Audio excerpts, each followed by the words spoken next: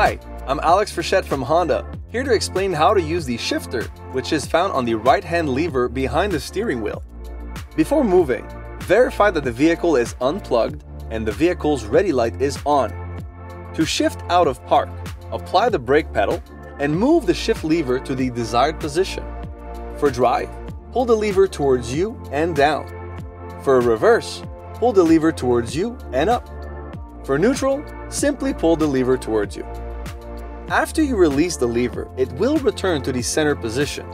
The selected gear position will show on the digital instrument cluster, as well as illuminate red on the shifter, while all others will be displayed in white. To park, press the button at the end of the lever. For more information, please see your owner's manual.